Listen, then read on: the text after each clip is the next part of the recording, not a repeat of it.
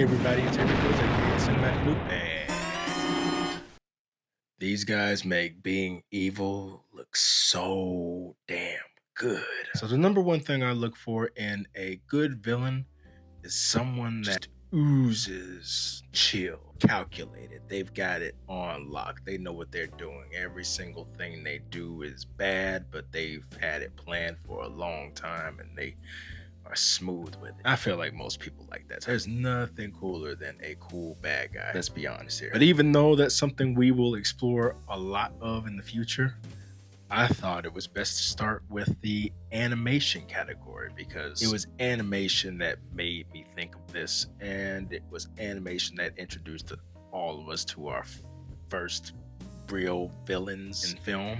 And I think animation still kind of holds the record for the coolest bad guys. So in diving right into it, this week we are exploring Fields of Gold's top 5 extremely cool animated villains.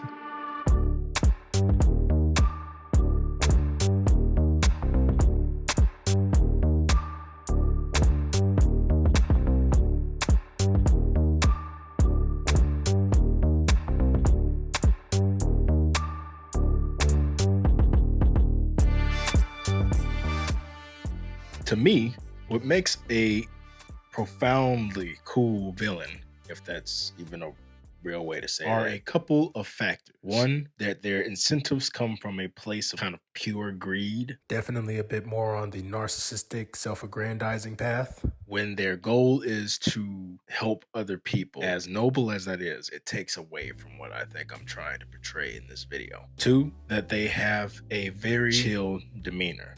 Now, don't get me wrong. Each of these characters pops off. They very much have a short temper, but as far as your face value is concerned with these characters, they seem very chill, very relaxed, not much gets to them, and that they're calm, cool, and collected.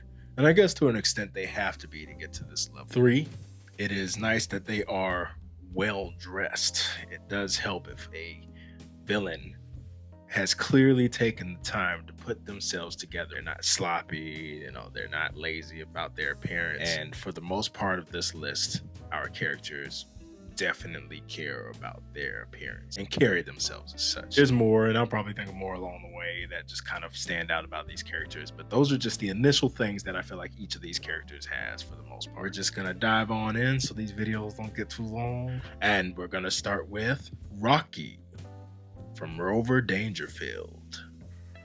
Rover Dangerfield was released in 1991 and starred the late, great Rodney Dangerfield, namesake, of course, in every way, appearance-wise, especially the character of Rodney Dangerfield in this animated dog is about a Vegas show dog who is owned by a Vegas showgirl named Connie, who has a very clearly dealing with the mafia boyfriend, Rocky, who I think owes money to the mafia, and we learn that early on in the story. Rocky is a bit of a jealous type.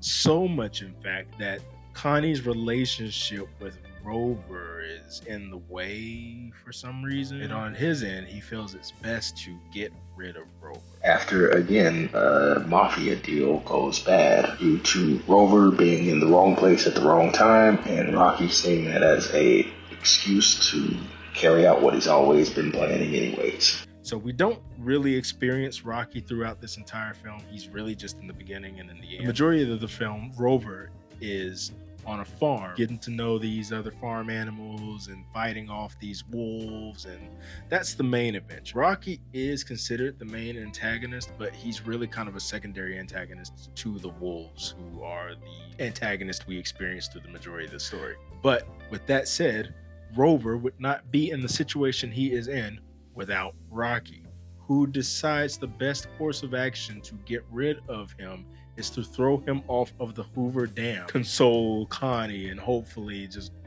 win all of her affection as a result. That's pretty messed up. Rocky is eventually bested when Rover returns through means of which he is unaware of, and after Connie discovers that he is behind getting rid of Rover in the first place, gives him one hell of a punch. Rover chases Rocky out of the casino. In a last-ditch effort to escape Rover and the rest of the dogs that are on his tail, Rocky jumps in the limousine with a couple of friends who he realizes at the last minute are there to make sure that he gets to see Hoover Dam the same way he showed it to Rover. Rocky is one of those characters who was in the back of my mind for a very long time, and I wasn't sure if I remembered seeing him in a film before, but I just always thought his energy was so cool. When I was a kid and I wanted to be an animator growing up, any kind of villain that I created was based off of him and one other character in this list. It was just the fact that at every point, even when he was angry, his voice was calm, just low. When he showed anger on his face, his voice was always still just super chill. And he has that look on his face like he just doesn't give a damn. His energy was just cool. I always thought he was a really well-designed character and a very interesting contrast to Connie, who's just bright blonde, a sunny demeanor, and he's just like this dark, black-haired, like just always smoking a cigarette, apathetic to anything except for, I guess, paying the mob and getting some from Connie. Bill Sikes, or Sykes, from Oliver and Company. Oliver and Company is a really popular one. I feel like most people know that it's a spin on the classic Oliver Twist. Instead of the orphans, we have a group of street animals who are helping our main human character, Fagin, commit petty larceny crime. Oliver is an orphaned kitten who, while on the streets, crosses paths with Dodger, voiced by Billy Joel, and a few other big names in this film. Now, I believe in the original Oliver Twist, Fagin is the leader of the gang, which he somewhat is in this as well. He is tending to these dogs who are working with him to commit these crimes. But in the book, I believe that our antagonist Sykes, or Bill Sykes, is a member of that gang. And he is also a member of the gang to a degree in this as well, but he's more like character that this gang answers to. He's the businessman that is benefiting from the crimes of these dogs and Fagin. Again, once the money comes rolling in, I can afford to watch these things at my leisure, but I have to commit some things to memory and do a little research because I just can't afford to buy the services right now. So if I recall correctly, Fagin is checked in with Sykes to collect. And when I tell you, Sykes is a scary dude, a very, very scary character. He's this really imposing giant man who, like Rocky, always has an apparatus in his mouth. In his case, a cigar. He's like Rocky, but just like a bigger, older version. And he is a very short-tempered man. Very much like Rocky, I guess. But he's voiced by Robert Loggia. And if anyone knows Robert Loggia, his voice is like the king of old man voices. He knows how to really bring out the chill in an older character or a villain, I personally think. And every time Sykes has to speak with Fagin or any character, he just puts on this very aggressively chill attitude towards things. Never mind the fact that paired with this character is this incredible Cadillac, which we see do some pretty impressive stunts throughout the story, or towards the end anyways. And his two pet Dobermans, who are just as cool as he is. And there's just no question that the divide between this character's energy and Fagin and the dogs and obviously the little girl is so drastic. Whenever we're in a scene with him, it is so much darker. Mock, the Magic Man Swagger. So I only discovered Mock in recent years, but he sold this story to me. Didn't know anything about it before I saw the movie poster. I was just scrolling online. I don't remember what I was even looking at, but Rock and Rule came up, and his character is the largest on the in the poster image. Much curiosity brought me to trying to find out what this story was. One of my favorite films of all time is a Ralph Bakshi film titled American Pop. No, not American Pie, American Pop. And it kind of gave energy like that, and I had to check it out. I had to find out. It's on YouTube. You can watch it for free. It's an old film. It wasn't very popular. It's not very great, but it is interesting. It's definitely an interesting little watch, and I liked it a lot. So, in a post-apocalyptic world, centuries into the future, humans cease to exist. We are no longer in a world where Homo sapien reigns supreme. Instead, the creatures that have been left behind, such as dogs, cats, mice, rodents of all kinds, have evolved into some kind of, anthropomorphic, I think is the word, being, are now bipedal and rule the planet just like humans did at one point, only in this wasteland of a world. And in a society where music is kind of everything, I mean, I guess it's everything for us too, but not like it is in this world. Mock is the most famous musician in the world. He has he's like the equivalent of Elon Musk with money for music, and I guess in money too. He's the wealthiest and most sought after musician on the planet. And if you haven't caught on yet, Mock swagger, he's essentially an illustration of Mick Jagger, who was definitely partially at his peak when this film came out. Don Franks lends his incredible voice talents to this character and really adds to the energy. Mock is, as famous as he is, very isolated in this world.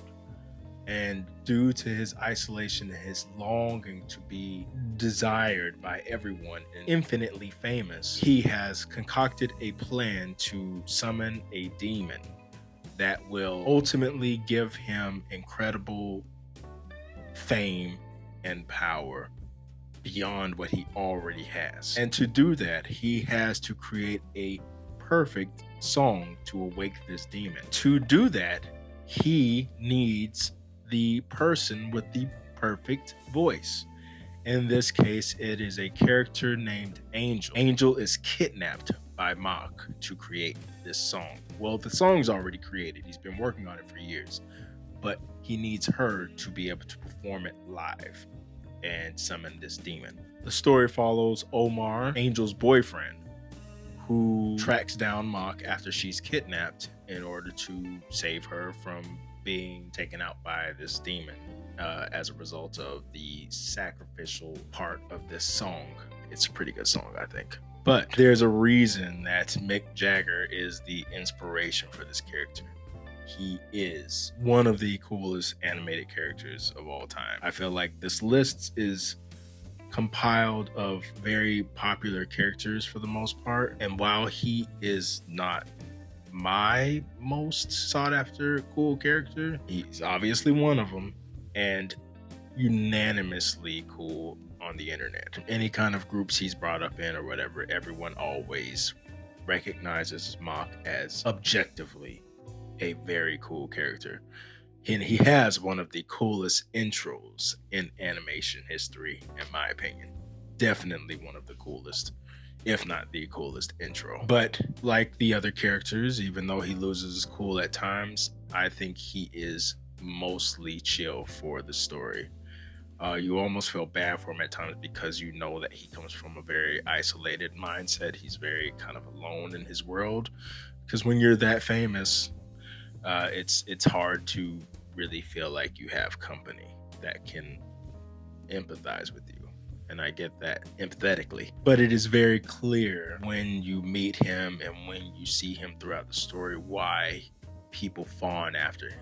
He has a very, very drawing demeanor. And when Angel meets him for the first time, aside from the fact that he's kind of putting her under a spell, it is clear that she is drawn to him naturally as well. And that is a part of what makes Mock so great, is that he's sexually desirable. What makes a person sexually desirable more than just being a really cool, chill person, right? Imagine all of that Mick Jagger energy balled up into a character that defies physics and logic in several ways on a regular basis. That's one cool character. It is not until he is placed in his most vulnerable state towards the end, when his henchmen are fed up with how he treats them, that he is finally exposed to be the lonely, sad person that he is before he meets his demise.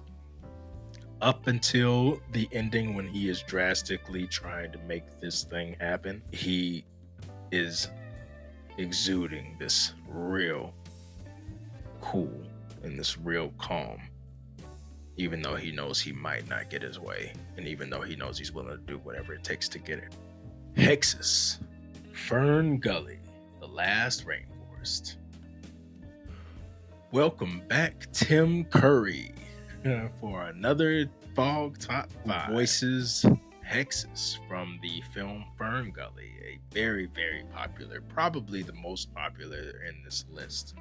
Fern Gully is a magical rainforest that has become under threat of deforestation by an unknown assailant. All that we know is that there is a massive piece of machinery being run by two men that does a pretty good job of cutting down trees very, very quickly, and it is making its way through this rainforest towards the home of our main character, Krista, who is sworn to protect it. Outside of this two-man machine, this behemoth of a machine, like I don't think I've ever seen anything like it in real life. It's insane. There are a couple of people that are out marking trees ahead to make sure that the men in the machine are clear on which trees they can cut down.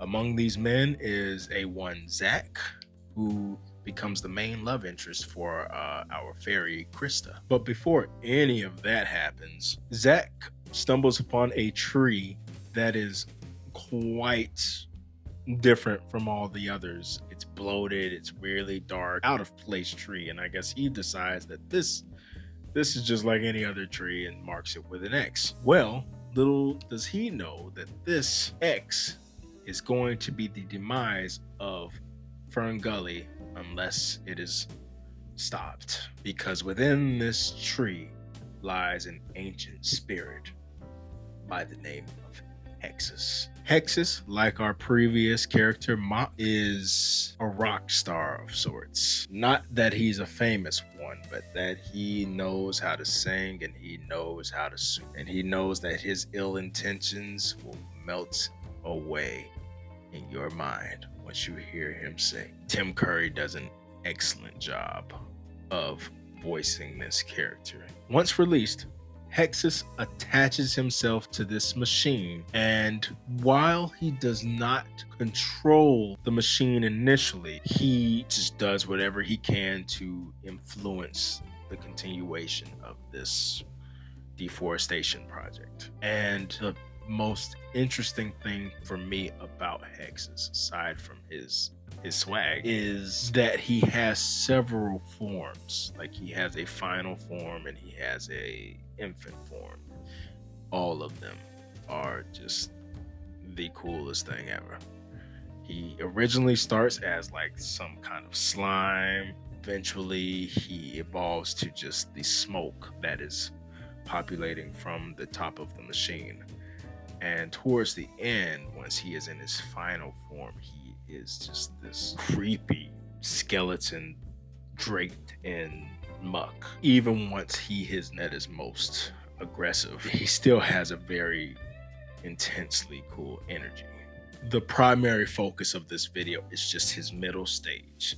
You know, that stage when he sings that song that we all love called Toxic Love, where Tim Curry lays it down, man. Lays that shit down. They gave Hexus this look that was meant to be sexual. It was incredibly sexual. Like, his allure was meant to be that of I don't know how to describe it. Maybe I just don't have the words. I don't know. He's naked for sure, and he's got like these muscles, and he's constantly flexing and showing off his his pecs and his muscles and his arm. Like he knows he's about to just destroy this force. He's about to just bring straight up industrialization to this community. Hexus is like the embodiment of cool. He's on another plane. So there's the humans who apparently can understand him but don't stick around to hear any more than what they do here.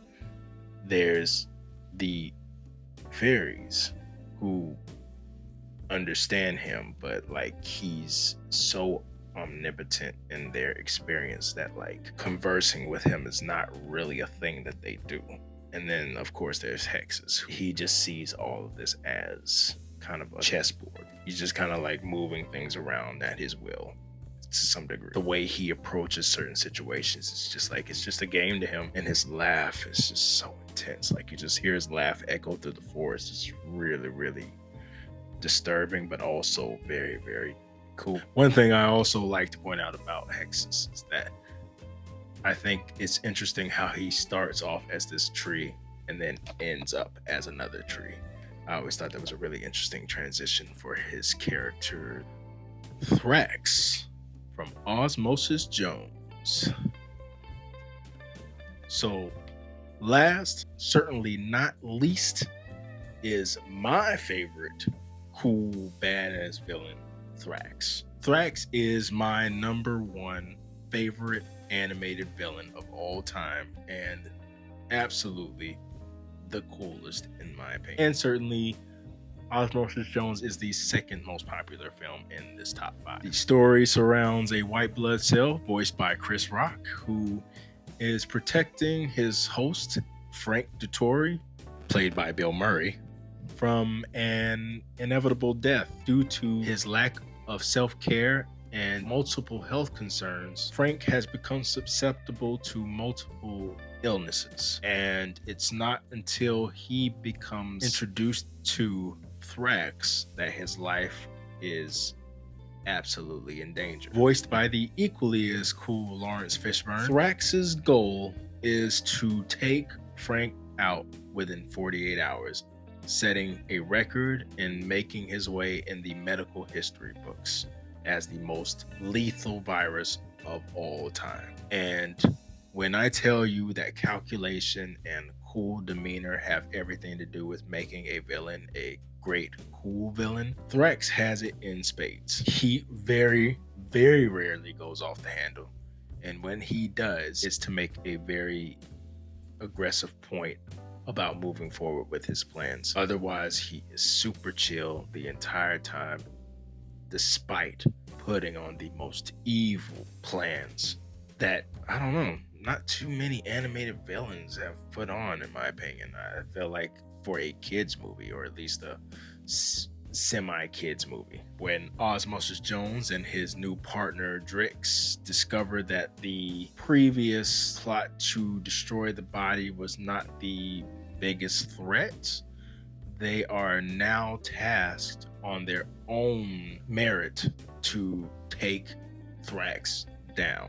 Osmosis is suspended. It's a whole story, but let's just move on with the fact that Osmosis and Drix are pursuing this very dangerous virus. The contrast of Osmosis and Thrax is incredible, in my opinion. I think it's funny that a lot of people have over time made weird fan fictions of Osmosis and Thrax. I'm not really a big fan of the like sexual things that people have drawn up between the two of them, but I get it. Thrax, like Hexus, kind of has this, sexual energy.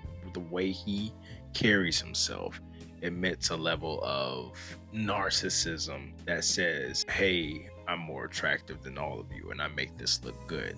That's kind of his thing. And Osmosis, being the loud, kind of aggressively goofy character he is, in conjunction to the more reserved energy of Thrax, is an interestingly palpable connection. And I will say that this movie is full of very cool characters. I think first of all, Osmosis in his own way is very cool. He's meant to be this goofy character, but Osmosis is cool too. Like Chris Rock brings a very special energy to his character as well that makes you think, man, they really took animation to a new realm with this. It was the first time that kind of people really saw animation that represented us, that wasn't just direct depictions of us, and it really kind of took that appreciation of diversity in animation to a new level. And Brandy's character, she's very sexy, very Brandy, even though we don't see Brandy, we see Brandy, you know. Very star-studded cast, by the way. Like everyone in this movie is like really big. But in addition to that very hip, cool, I guess you call it like hipster energy that Thrax brings to this film, there's also the style in which he performs his gruesome acts. He has this hook finger that he uses to basically do everything he needs to do throughout the film, but whenever he takes out his enemies or with other players with that finger, he does it in such a very chill way that you're just like, wow, he really just massacred that guy and made it look like it was the coolest thing ever. When he first pops out of the gunk from the egg and he says, "I'm contagious," which is a very, very popular line in the film, and he proceeds to barely tap the captain of the boat with the tip of his finger, and the guy just like lights up on fire. And the way that Thrax walks away from that, and the way that he just goes ow when he like taps the guy on the face with his claw, it's just, you know, you're in for a very, very interesting character. But also there's his design. The reason I wanted locks even as a kid was because of Thrax.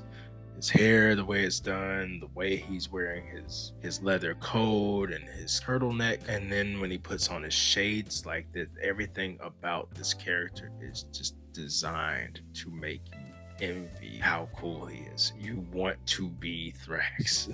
There's no other character in this film that anyone wants to be more than Thrax.